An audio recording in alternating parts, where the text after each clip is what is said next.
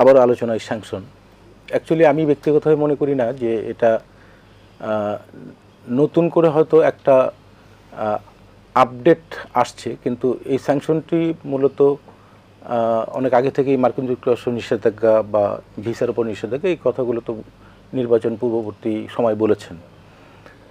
আজকে যেটা নতুন করে আলোচনায় আসছে সেটা হচ্ছে সাবেক সেনাপ্রধান জেনারেল আজিজ আহমেদ সাহেবের ওপরে এবং তার পরিবারের উপরে। এটি আসলে আমার যতটুকু মনে পড়ে এটি অ্যাকচুয়ালি আল জাজিরাতে পয়লা ফেব্রুয়ারি 2021 সাল এই উপরে বিশদ একটা প্রতিবেদন প্রকাশিত হয়েছিল এবং সেই প্রতিবেদন প্রকাশিত হওয়ার পর সেখানে তার যে মানে দুর্নীতি এবং দুর্নীতির সাথে তার যে জড়িত থাকার সম্পৃক্ততা এবং তার সাথে তার ভাই বা পরিবারের যে অন্যান্য সদস্যদের কথাগুলো আসছে, সেটি তৎকালীন সময়ে আসলে অনেকে বলেছেন যেটা আসলে নিছক একটি প্রচার, এটা সত্যতা আসলে নিয়ে প্রশ্ন তুলেছিলেন। কিন্তু আজকে বাস্তবিক পক্ষে যেটা আসছে সেটি কিন্তু এর সত্যতা না থাকলে মার্কিন যুক্তরাষ্ট্র কখনোই এই নিষেধাজ্ঞা ব্যক্তির উপরে কখনোই আরোপ করতো না। আমি একটু ফিরে যাই, সেটা আসলে মার্কিন যুক্তরাষ্ট্র কখন এই স্যাংশনটি আরোপ করে। আসলে দুটি ধারায় তারা স্যাংশনগুলো আরোপ করে থাকেন। প্রথমত হচ্ছে একটি রাষ্ট্রপতির ঘোষণা, মার্কিন যুক্তরাষ্ট্রের প্রেসিডেন্ট, যেটিকে আপনার প্রেসিডেন্সিয়াল প্রক্লেমেশন বলা হয় এবং যেটি ধারা হচ্ছে 7750। আরেকটি হচ্ছে আপনার অ্যাপ্রিসিয়েশন অ্যাক্ট, যেটি মূলত আপনার 7031। তো আজিজ সাহেব যে স্যাংশনের আওতায় বলেছেন সেটি হচ্ছে দ্বিতীয় ধারা এবং সেখানে বলা হয়েছে যে ব্যক্তিগত দুর্নীতি এবং তার যে দুর্নীতির সাথে সহায়তা করা এবং একই সাথে আপনার সরকারি প্রতিষ্ঠান এবং সরকারি প্রতিষ্ঠানের কার্যক্রমগুলোর উপরে যে মানে কার্যক্রমের দুর্বলতা, এই জায়গাতে তার একটা প্রভাব সৃষ্টি করা এবং যার ফলে এটি মূলত সুনির্দিষ্ট প্রমাণ ছাড়া মার্কিন যুক্তরাষ্ট্র কখনোই এই নিষেধাজ্ঞা কিন্তু আরোপ করে না। আর এখানে আরেকটি কথা বলা হয়েছে, সেটি হচ্ছে পাবলিক ডেজিগনেশন। আমি এই জিনিসটি উল্লেখ করতে চাই কারণ মার্কিন যুক্তরাষ্ট্র ব্যক্তি পর্যায়ে যখন স্যাংশনটা দেয় তখন কিন্তু বেশিরভাগ ক্ষেত্রে দেখা যায় সেটা গোপন রাখা হয় এবং ব্যক্তিকে হয়তো সেটা জানানো হয়। এই পাবলিক ডেজিগনেশনের অর্থ হচ্ছে যে জনসমক্ষে প্রকাশ করা, তার মানে এটি জনসমক্ষেই কিন্তু প্রকাশ করেছেন। এটার কারণ হচ্ছে তারা যে কথাটি বলে থাকেন মার্কিন যুক্তরাষ্ট্রের যে তাদের ধারায়, সেটি হচ্ছে যে আপনার পৃথিবীতে আসলে কোনো ব্যক্তি বা কোনো প্রতিষ্ঠান বা কোনো রাষ্ট্র কখনোই দুর্নীতির স্বর্গরাজ্যে পরিণত হতে পারে না। সেই কারণে এটি জনসমক্ষে নিয়ে আসা হচ্ছে। এখন প্রশ্ন হচ্ছে যে এটি হয়তো আজিজ সাহেব এর আগেও আপনার আল জাজিরাতে উনি আপনার ডয়চে ভেলে একটা সাক্ষাৎকার দিয়েছেন, আজকেও আমি সময় টিভিতে ওনার একটা সাক্ষাৎকার দেখেছি। তো এখন প্রশ্ন হচ্ছে যে হ্যাঁ উনি আমি দেখেছি সময় টিভিতে, তো উনি পূর্বাপর একই কথাগুলো বলেছেন। অ্যাকচুয়ালি ঘটনা হচ্ছে যে যিনি দুর্নীতি করেন বা দুর্নীতির সাথে জড়িত থাকেন, না এখন আমার প্রশ্ন হচ্ছে ব্যক্তি আজিজ এবং সরকারের সাথে সম্পৃক্ততার মানে সরকার আমি এখানে বিব্রত কিভাবে হয় কিংবা এই বিষয়গুলো যদি একটু আমি এই জায়গাতে আসি। সেটা হচ্ছে যে আজিজ সাহেব দায়িত্ব গ্রহণ করেছেন 2018 সালের 25শে জুন এবং উনি দায়িত্ব শেষ করেছেন 2021 সালের 23 জুন পর্যন্ত। আপনি এখানে লক্ষ্য করবেন যে উনি যে ওনার পদবি ব্যবহার করে এই ক্রাইমগুলোর সাথে উনি জড়িত ছিলেন, এটি সুনির্দিষ্ট প্রমাণ ছাড়া এই স্যাংশন কিন্তু আসার কথা নয়, নাম্বার 1। নাম্বার 2 হচ্ছে এর সাথে সরকারের জড়িত থাকার প্রসঙ্গটি কীরকম, কারণ উনি যখন সেনাপ্রধান ছিলেন তখন তো সরকার ছিল দেশে এবং এখনও সরকার রয়েছে।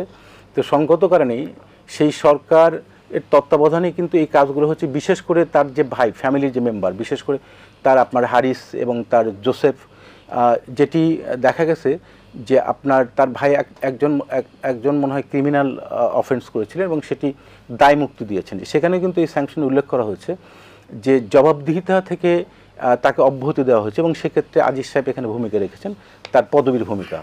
আরেকটি জিনিস এখানে উল্লেখযোগ্য, সেটি হচ্ছে আপনি দেখবেন যখন উনি বিজিবিতে ছিলেন 2012 সালে, তখন এই বিজিবিতে থাকাকালীন অবস্থায় ওই সময়ের কিছু সেনা কর্মকর্তা জুনিয়র লেভেলের তারাও কিন্তু এই জায়গায় আল জাজিরাতে কিছু রিপোর্ট করেছে এবং তাদের সাক্ষাৎকার প্রচার হয়েছে। আমার প্রশ্ন হচ্ছে যে সেনাবাহিনী বাংলাদেশের একটি গৌরবোজ্জ্বল এবং জাতীয় ঐক্যের একটা প্রতীক এবং এটি জন্মলগ্ন থেকে বিশেষ করে স্বাধীন বাংলাদেশে এটি কিন্তু সুনাম তারা অক্ষুণ্ণ রেখেছে এবং দেশে বিদেশে অনেক সুনাম তারা অর্জন করেছে। বিশেষ করে 1988 সাল থেকে যখন পিস কিপিং ফোর্স হিসেবে সেনাবাহিনী মার্কিন জাতিসংঘের ভূমিকা রাখে, বর্তমান সময়ে এটি অব্যাহত রয়েছে। কিন্তু আমি এখানে যে কথাটা বলতে চাই সেটি হচ্ছে এরকম যে এই সেনাবাহিনীর একজন সাধারণ সদস্য কিন্তু এখন প্রশ্নবিদ্ধ হয়েছে নিঃসন্দেহে। তার এই সেনা আপনার কাছে মনে হচ্ছে আমি আরেকটি কথা বলে নিই, শেষ করে নিই।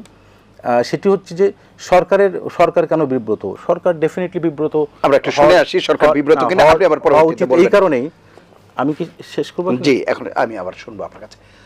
অধ্যাপক অপু উকিল, সার্বিকভাবে যে আলোচনা হচ্ছিল সরকার বিব্রত সেটি বলছেন, আপনার কাছে কি মনে হয়? অনেক কথা উনি বলেছেন স্যাংশন সম্পর্কে, ওনার কথার মাধ্যমে বাংলাদেশের মানুষ অনেকটা জানতে পারলো। কারণ হচ্ছে এই দেশের স্যাংশন শব্দটা আগে বেশি প্রচলিত ছিল না। যদিও 2004 সালে তৎকালীন মার্কিন রাষ্ট্রদূত জেমস মার্টিয়ার্টি তারেক রহমানের বিরুদ্ধে স্যাংশন আরোপ করেছিল, এবং সেখানে স্যাংশনটা ছিল এইরকম। হোয়াইট হাউসে ওয়াশিংটন ডিসিতে চিঠি লিখে জানিয়েছিলেন উনি যে একটি কুখ্যাত ব্যক্তি, দুর্নীতিবাজ, চরম দুর্নীতিবাজ, তার বিরুদ্ধে এই স্যাংশন আনার জন্য বলা হয়েছিল এবং আমেরিকায় নিষিদ্ধ করেছিল।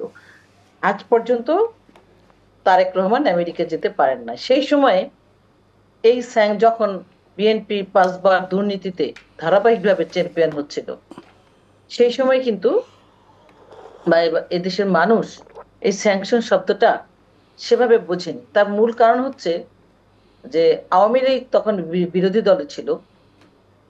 তো আওয়ামী লীগ সরকার অপপ্রচার, মিথ্যাচার বা সত্যটাকেও জনগণের কাছে যে নিয়ে যাবে, এই যে বিএনপি যে অপকর্ম করেছে, অন্যায় করেছে, তাদের বিরুদ্ধে কি হচ্ছে, সেগুলো কিন্তু আওয়ামী লীগ করেনি। তাদের দাবি ছিল মানুষ হত্যা বন্ধ করো, জঙ্গিবাদ বন্ধ করো, হাওয়া ভবন বন্ধ করো, এই ধরনের ইস্যু ভিত্তিক জনগণের কল্যাণ করো। তো এগুলো নিয়ে কখনো কথা, দুর্নীতি বন্ধ করো, এটা।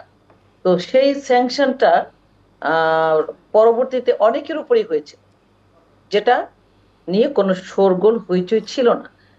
এই কারণে এই যে এবারও আমেরিকা শুধুমাত্র বাংলাদেশের সাবেক সেনা প্রধানের বিরুদ্ধেই নয়, অনেক দেশেই অনেক ব্যক্তি প্রতিষ্ঠানের বিরুদ্ধেই স্যাংশন আরোপ করেছে, যেটা তারা করে থাকে ধারাবাহিকভাবে, প্রতি বছরই করে থাকে।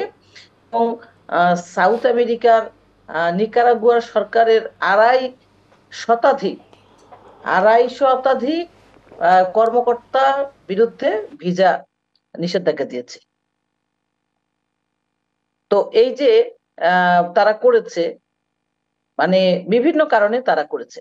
এখন এখানে এই ভিসা নীতি নিয়ে নির্বাচনের আগে আমরা যেটা দেখেছি যে 2024 নির্বাচনের আগে ভিসা নীতিগুলো, মানে যখন নিষেধাজ্ঞাটা আরোপ করা হলো আমেরিকা থেকে, তখন বিএনপি থেকে মনে করা হলো যে এই ভিসা নীতি বা এই স্যাংশনের মধ্য দিয়ে বিএনপি ক্ষমতায় যাওয়ার জন্য একটি পথ পেয়ে গেল, সুযোগ সৃষ্টি হয়ে গেল, আর হইচই ফেলে দিল।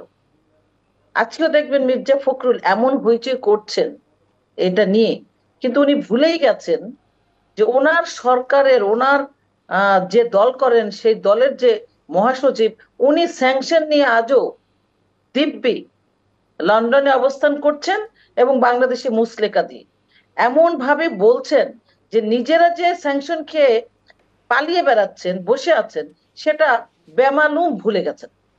আর এই সেনাপ্রধান, সাবেক সেনাপ্রধানের ব্যাখ্যাটা উনি কিভাবে প্রেস কনফারেন্সে দিচ্ছেন, ওনার এই কথাগুলো যখন আমি শুনছিলাম, তখন আমার মনে হচ্ছিল যে উনি যেই দল করেন, আদর্শকে বিসর্জন দিয়ে উনি গুরু মারা শিষ্য, গুরুর কথা বলছেন না, উনি জনগণকে বিভ্রান্ত করছেন, ধোঁকাবাজি দিচ্ছেন।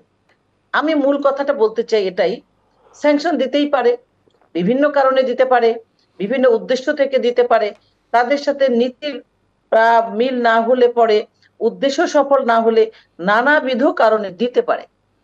কিন্তু বাংলাদেশটা আজ দুর্নীতি হচ্ছে কিনা, বাংলাদেশটা এগিয়ে গেছে কিনা, বাংলাদেশটা ভালো আছে কিনা, সেটার বিচার করার চূড়ান্ত দায়িত্ব হচ্ছে বাংলাদেশের জনগণের। রাইট, আমরা শুনবো আবার আপনার কাছে। জি। কোন দেশ না, আমি শেষ করছি। জি প্লিজ। এবং এই জন্য আপনি যেটা বলছিলেন যে সরকার বিব্রত কিনা, সেনাবাহিনী বিব্রত কিনা, কেন তারা বিব্রত হবে, কেন সরকার বিব্রত হবে?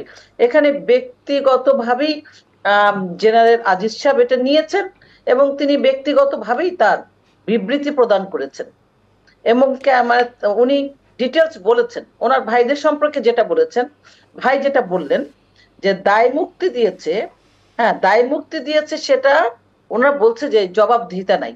দায় মুক্তির সাথে জবাবদিহিতার প্রশ্নটা কেন আসবে? আমাদের সংবিধান যেটা বলছে, রাষ্ট্রপতির ক্ষমার বিধানটা আমাদের আছে, রাষ্ট্রপতি ক্ষমা করতে পারেন। বিএনপির সময় ক্ষমা করেছেন, বিএনপির সময় এটা হয়েছে। হঠাৎ করে আজকে এই জেনারেল আজিজ সাহেবের ভাইকে রাষ্ট্রপতি ক্ষমা করেছেন বলে বলছেন যে এটা জবাবদিহিতা নাই, এই শব্দটাও বোধগম্য হলো না। জি। ব্যক্তিগতভাবে আজিজ সাহেব তার দায় দায়িত্ব নিয়ে উনি বলেছেন, আমার সন্তানরা আমেরিকা পড়ে না, আমেরিকা না গেলে আমার কিছুই আসে যায় না। আর উনিও বিশদ ব্যাখ্যা দিয়েছেন ওনার বিরুদ্ধে আগে কি হয়েছে, এখন কি হয়েছে। কাজে এই দায় দায়িত্ব ওনার, এখানে সরকার বিব্রত হওয়ার কিছু নাই। অসংখ্য ধন্যবাদ, আপনার বক্তব্য একেবারে স্পষ্ট। আমি আবারও আসবো আপনার কাছে।